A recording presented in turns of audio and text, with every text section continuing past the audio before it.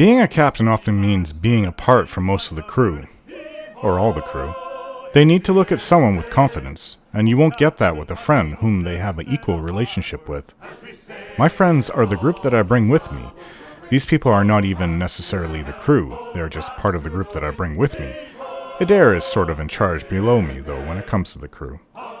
Aside from Adair and Aloth, who were with me before I settled down in Cadnua, everyone else that I bring with me seems to represent a group outside of my interests. Now, I know and love Shodi, but other than the version of Aothos that we are to stop, she does represent the will of the gods. She doesn't take kindly to someone being disrespectful towards them in general. My experience as a watcher has led me to interesting places, including being dead for a while, and I have communed with all of the known gods here on Ayora at some point or another. I know how and why these gods are there, and I don't agree with how they are made or their aims. In fact, the gods can kiss the dirt when it comes to what they want as far as I care. I don't share their views collectively. What I see is a bunch of spoiled, overpowered, selfish beings full of flaws, so I will leave it at that. I respect what Shodi does. She shepherds the souls to Gon, and I try my best not to speak ill of the gods around her, except for Aothos. As for the others in my group, Tikehu represents the Huana and their interests, Maya Rua represents the Rawutai, and Seraphin represents the Principi. Pelagina obviously was with us for a brief time as a representative of the Valians, but it is her and their loss that she has left us. So the people that I confide in fight by my side, and are rather more like my friends than crewmates. However, they do take my orders as if I am their captain, no matter where we are. Except they aren't the crew of the ship, and they know a different side of me than the crew does. I may play a game or two with the crew every now and then, but I maintain my composure as someone always in charge. And for that, the people that make the ship work view me with confidence, especially when they get treated well with their needs such as food, drink, and their health. I have to rely on them for a functioning ship, and they have to rely on me to lead them. It works both ways.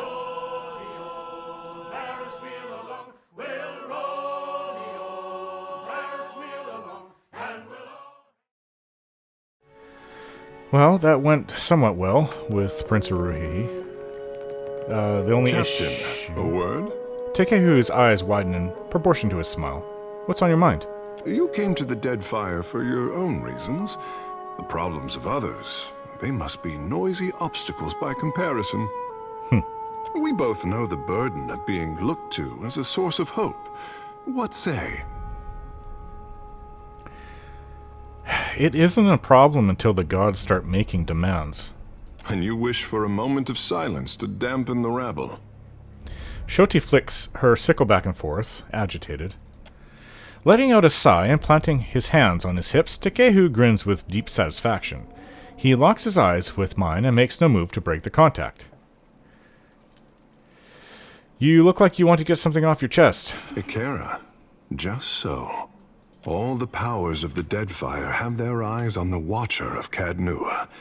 Tell me, is the Watcher watching anyone? Oh, is that what this is about? He tips his head coyly to the side, letting his hair drape down with a moist squish. Shoti and I are awfully close. Ah, so innocence and piety inflamed your desire. Intrigued, Tikehu rubs his chin and nods. A pity you did not glance in my direction sooner, Captain. The pain of a missed opportunity. It is divine, I say. Oh, the pity. Shrugging, he opens his palms by his sides. His smile uninterrupted and in every way unconcerned. Let's be off.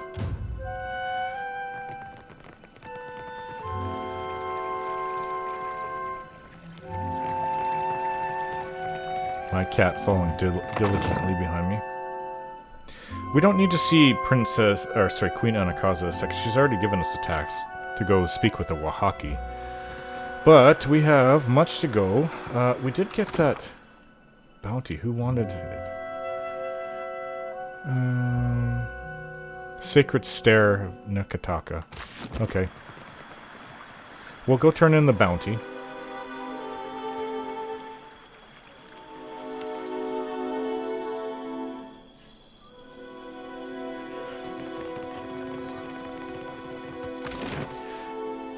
Sacred Stair.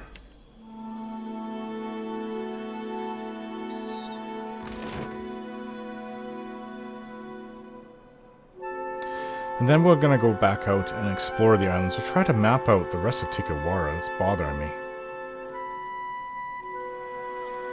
You and the captain traveled together all that time, but never... No, that's not how things played out. Just never saw it that way. Ngati weeps for such wasted potential. I think we passed her already. Okay, we came from a different direction.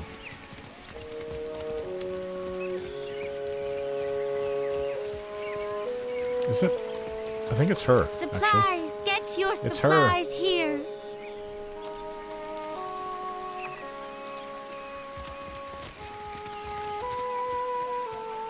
Hunter, do you come to serve your coin bond? Ukara folds her arms and studies me. Yep, we've been carrying around a Cornu's head. I brought justice to the wizard. Imagine what we could make of these isles if more Hawana knew how to use coin as a weapon. She tucks the severed head under her shoulders and nods, passing me a pouch of coin. 3,500 copper? Our work is almost finished. Your bond nearly exhausted, I say. What bounties do you have available? The Rathun warlord Yarzag Brandt has been terrorizing merchant ships across the archipelago. He seems to think that the islands require his protection. She sets pyres in the gaps between each of her splayed fingers and admires the effect. He was last seen taking shelter on an island in the southern midpoint of Magran's Teeth. Oh. The coin does not wish him to stifle trade. Enemies have bonded their funds to see this monster slain. Alright, I'll return with his head. Farewell. We haven't been to Magran's Teeth. This is a fast way of getting back.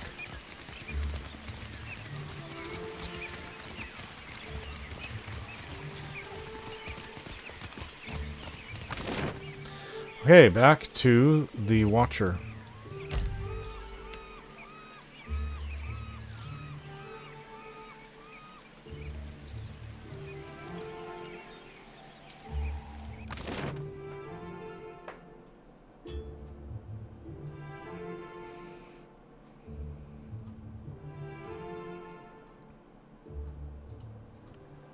Yeah, Magran's Teeth. I mean, that's up here.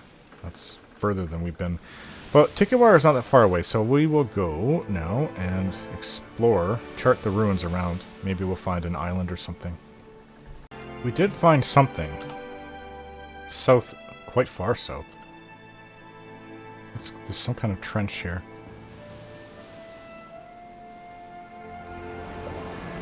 The choppy seas stretch towards the horizon. Curls of dark blue capped with lines of foamy white. "Captain!" shouts Rum-Dum Rigger from the rigging. "There's something in the water to port." Off of the port side rail, I see a dark shadow rising from the depths. The water splits around a hump of thick, mottled skin. With a sound like a horn blown underwater, two powerful jets of spray erupt from the creature's back. Is this the Leviathan whale? Identify it. Tikehu, would you know? Tikehu frowns down at the water.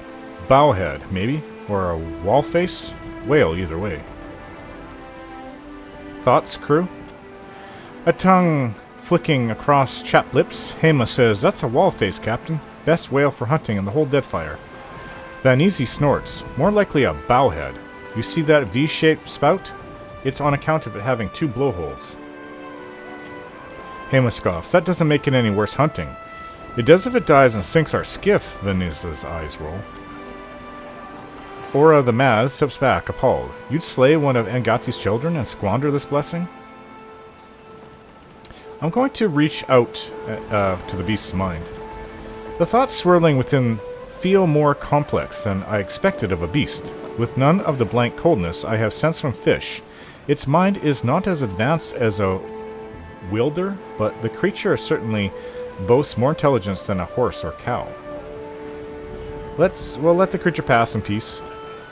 Hema sighs as the crew members resume their duties. You sail on. Adair points affably in approval. The great beast keeps pace with the ship for several hours, its song seeming to vibrate within the very planks of Watcher. Aura the Mad hums quietly along as Hema tosses bits of food to the creature. Vanese sighs. They don't eat hardtack. Rum-Dum Rigger chuckles. The ship sails on. Well, the crew seem to like that.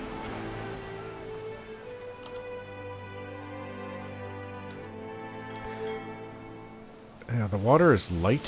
What's this? Something is spotted in the horizon. Okay, let's go.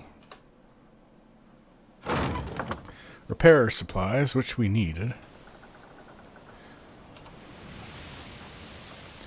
Alright, well, we'll just keep on exploring.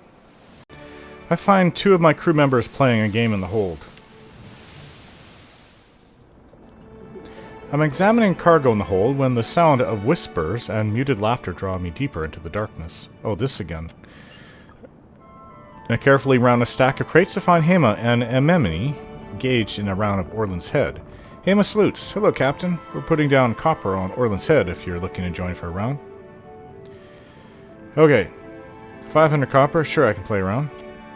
Fantastic. Ememini takes a step back. I'll sit this one out. I don't like losing coin. Lost 500 copper. Hema chuckles, produces a dagger, and spends an unnecessary length of time aiming the shot before loosing it at the Orland. The dagger sinks into the Orland's ear, and an enemy chuckles. That's 7 points for Hema, Captain. Can you top that? Hema retrieves the dagger, wiping the blade on a pant's leg before passing the weapon to me, handle first. My turn, Captain. Your turn, Captain. See how long you fare against the dreaded Orland. Try to land one on the Orland's nose. I let the dagger fly, and with a heavy thump, I lodge into the Orland's eye. A hit, Captain. That's 5 points for you. Hema chuckles, produces a dagger, and spends an unnecessary length of time. He's doing it again. He hit the eye. Okay, I'll aim for the ear this time. A hit, Captain. 7 points for you. I think we're even now. Okay, so he hits it in the mouth.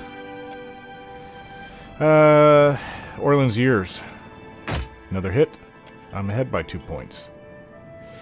Ememini rubs their palms together. The final score is 17 for Hema and 19 for the captain. Looks like our captain's the winner. 1,000 coppers. You guys are so rich. Hema chuckles, shaking his head, and passes over the purse. Thanks for the game, Captain. I'll get you next time, mark my words. For now, we'll get back to our duties. Okay, and we... Whoa. What did we find down here? Well, I didn't mean to go down here. This is marked on my map, Harbinger's Watch. We'll return here at another time. We're going to go up here along the coast. Or along the edge of what the map says is still the Deadfire. I don't think that we're going to find anything, but we'll see. We're returning to Neketaka because we're actually getting low on water. We're going through 19 a day. We only have 3 days worth.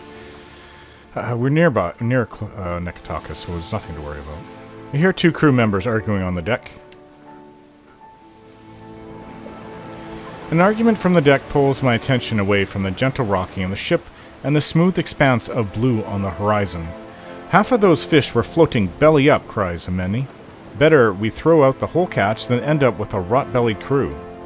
They looked alive enough when we hauled them out, Vector retorts, gesturing violently at the pile of fish on the deck. Fish die when you pull them out of water. That's what fish do. I'll check the fish for signs of disease. Let's judge the fitness of the catch. I suppose that our best person for judging that would be Shoti, because she's our best healer. Several of the fish display discolored scales and bloated bellies, clear signs of disease. It's possible their meat could sicken the crew. See? Ememini asked Vector, scowling. Are you trying to give us all the squatting splatters? Purge of toxins. Purge the fish of toxins. We'll fix this. And that is Takehu's ability. You'll fix diseased fish, Ememini blinks. Hand open above the barrel, Takehu calls on the spirits in the air around him, driving them through the barrel to consume the diseases within. We're in no position to throw away food. Stow the fish in the hold. Ememini sighs. If we take these on, Captain, there's every chance. Stow it, Vector barks. The captain's word is law. Let's get these fish below. The pair heave the barrel and move it towards the latch, leaving me to return aft. Well, we caught some silverfin. That's a couple days worth. Close by Neketaka. We'll just go in and get a whole bunch of water. Food, we're pretty good for probably a long time. Not water, though. Hey, we went and we got a lot of water. I figure about 2 months straight out at sea. It's worth, if not more. And we got more food, too. But we have a lot of food as it is. What is this derelict ship? Knock on my cabin door interrupts my reading. Little Luca stands outside, looking like someone who's just lost a bet. Captain, you best come topside. There's a ship on the horizon. Looks derelict. Little Luca leads me up to the forecastle, where a small gaggle of hands have gathered. Pawing a holy symbol, Emenini points towards port. It's a bad omen, Captain. We should give them over to the Lady of Lament, or there will be trouble. Mark my words. Vanese chuckles. We don't even know if they're dead, much less what fills their holds. And you want to sink them? The ship in question lists upon the waves. Its sails pulled in. Topping the mast is a green flag, the symbol of a ship carrying disease. I see no movement on its deck. Use a spyglass. I pull out my spyglass and examine the derelict. Nothing moves above deck, and I spot a corpse sprawled out in the forecastle. A few more seconds of examination reveals another further aft. Beneath the plague signal, I see a flag depicting a lit candle in an open doorway. I recognize it as the emblem of kind wayfarers.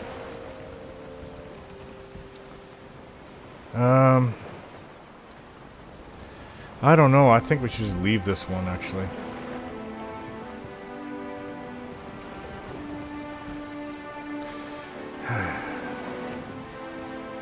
Prepare the cannon. Prepare the cannon. Send it to the ocean's floor. And many chants on Andrite dirge while the cannoneers ready the guns. As their song rises in volume, the watcher fires a volley that hits the derelict right in the waterline. After the ship has vanished in the depths, the crew return to their duties with quiet conviviality. Not sure if that was the right course, but after what we experienced before. However, our best surgeon is now on the job. Cannoneer. He's the best. He's really good at cannons. Much better than Chitupek. And what is Chitupek good at? He is good at deckhand.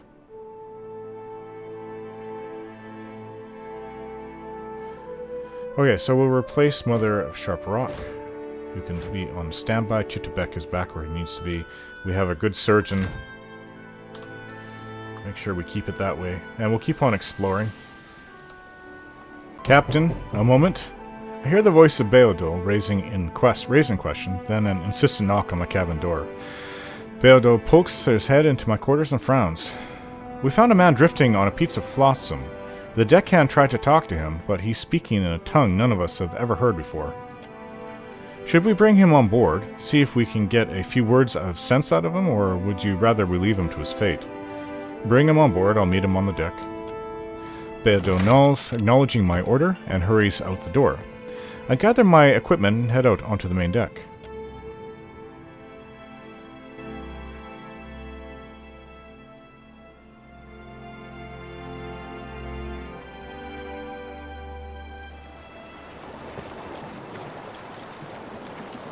I found a young man waiting for me on deck. He wears heavy clothing of a kind I've never seen. The colors of his tabard bold and bright. He stands, but barely sodden, sun-scorched, and battered. He can hardly keep his feet. He stumbles forward a bit, then rights himself. He looks at me warily, bleary-eyed, exhaustion heavy on his shoulders. Are you all right? He coughs out the last word, then buckles over and vomits a tremendous amount of seawater onto the deck. I hope he coughed up whatever it was that made him talk like that. La Pilikiko? Lakaris? Kezilas Tahun? He knits his eyebrows. His words are unfamiliar to me. They sound low and hard-edged, but his tone is soft with confusion. Do you speak Aadiran? He sighs deeply and shakes his head. His long hair is tangled from his ordeal at sea. He wrings it out as best he can, then ties it back in a sloppy knot. I point to myself slowly and say my name. Keketsegu Kisa Reka. Rekata. His eyes light up with the first expression of happiness I've seen from him. As he pronounces his name for me, he taps the center of his forehead. I got it. Your name's Rekka. Ta. He pumps his fist a bit, pleased to have finally managed to communicate with me. Relief brings a bright blush to his pale cheeks. He turns away, casting his gaze over the rough sea. What he's thinking is unclear, but I can guess by the vein pulsing hard in his neck and the tight fists at his side that he seems to be coming to a decision. Kelaktekatu tetateghun. Teekiwa kekek tetayete tetakimashan. Kelashtatya tajlu. As soon as the words leave his mouth, he grimaces, knowing that I can't understand him. Kelashtatya tajlu? He repeats his last sentence, this time gesturing to the length of the ship to me, of my ship to me, to my crew, and lastly to himself. It would seem he wishes to travel with me. Okay. If you endanger my crew, Rekka, I'll throw you overboard just so we're clear. Muki kasubi. Ketahibi. Ketagi. Rekka looks at me critically, as if properly examining me for the first time. Then he breaks into a grin. Ta. Yuki. Ketagi. Lashta-sama. Though he doesn't understand my words, he grasps them well enough, my meaning. Rekka gives me a small smile and a quick nod of his head in acknowledgement, or perhaps in thanks. Oh. I never thought he says he's a fighter. Yeah.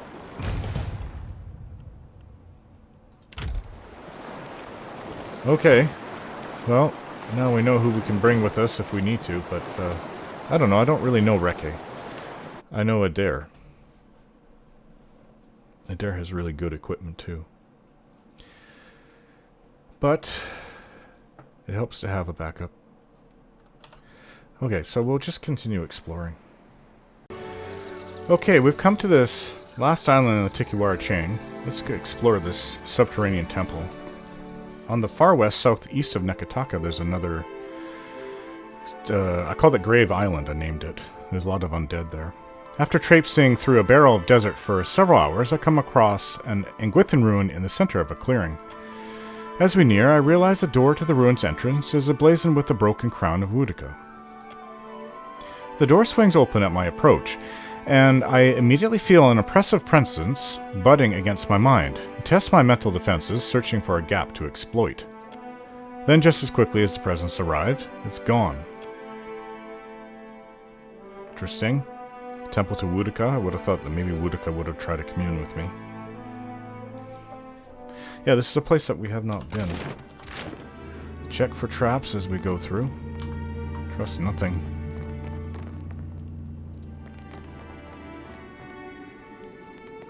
I wonder what this is. Almost stepped on it.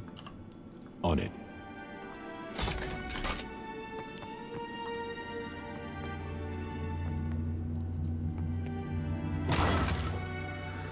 Potion improved arcane reflection. Allows you to reflect spells cast at you, I suppose. Hey, if there's something here, I assume it's going to be behind here. Oh, there's something there. I don't know what that is.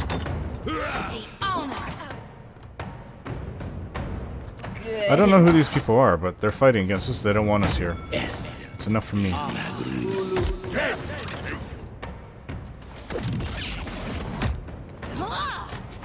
Of course I get hurt. And that was from Takehu, by the way.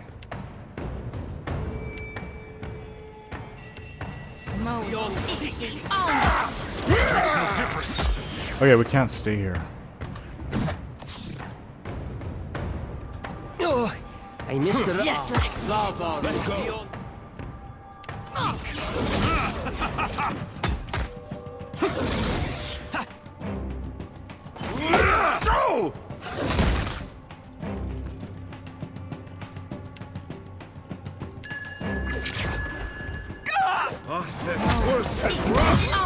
Oh, turn him into a little pig. Lava room beyond six.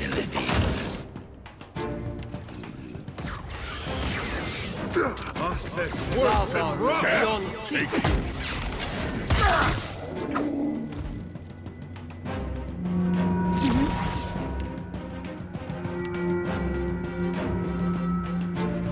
Is that it? Okay. No one was seriously hurt. They did seem a little tough. I don't know who they are. I mean, they could be pirates for all I know. Let's see. I was wondering. So we have... Don't we have a superb crossbow I've been saving? Exceptional arbalist. Superb crossbow. There you go. Shoti has a better crossbow. It's this over here. Will do. A cave-in has rendered this doorway impassable. You might find this interesting. Really, something there. And the rubble is copper pyre and razor gill dust. What's this? Scepter over someone on a throne. The statue of Wuduka bears an exquisite mace in its hands. A presence in the mace reaches out to touch my mind. The presence I first encountered when I entered the ruins. Is it another sentient weapon? Examine the mace. What is this thing? Yeah, I don't think Modware's gonna like it. Oh, Remergob's frigid ballsack! It makes heaving sounds as if it's eaten something foul. What happened? That thing, whatever it is, it's stupid. Really, really stupid. And disgusting. Modware's hilt runs hot. The mace's leather-wrapped hilt is curiously untouched by age. Its head is fashioned from a dark metal and radiates a cruel and biting cold. Once again, the presence reaches for me, grasping at my mind with claws sharp and relentless as a bird of praise. Examine the statue. The statue's stone is dappled with rot and riven with age. It must have been placed here long ago. Well, let's take the mace. I find the mace painfully cold to the touch. The presence inhabiting it probes at the edges of my mind, searches for cracks in my mental defenses. Let the mace continue. Well, I don't know, bad stuff could happen. Close off my mind. I dedicate all my concentration on blocking the mace's efforts to get its hook into my mind. Take the mace. Though I've prevented the mace from controlling my thoughts, I haven't managed to crush its will. A surge of power bursts from the mace, compelling me to leave it where it lies. I'm helpless to resist. Okay. I don't know. I mean, mace for Wuduka. What's this? It's where they just drop their dead? I've got it. Interesting. Well, I don't know. I don't know. Should we take the mace or not? Grab the mace. Let the mace continue. I sense that the mace wishes for me to stay and protect it. Not gonna happen. I don't know. Let go of the mace. That's right. I'm more than enough for you. Oh my god. So I have two women in my life. My sword and my real woman. I step away from the mace. The tendrils of its consciousness disappear from my thoughts. Modware really is a strange sword. Strange You thing. should see this. Oh, bless me. What happened? Shoti was hit by something.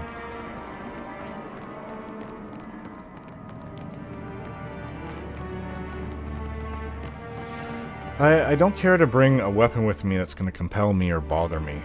Especially that it's tied to Wuduka. That just seems like a really ill omen, if you ask me. I think we'll leave it. Wuduka Island. Might as well. If I'm to name it, that's what it is. Wuduka Island. And I don't want that Wuduka mace. Okay, so I think that we have found what we were looking for. So we should be able to go back and return to the navigator and tell him that we'll show him the charts. And that should be good enough. Don't forget to like, share, and subscribe.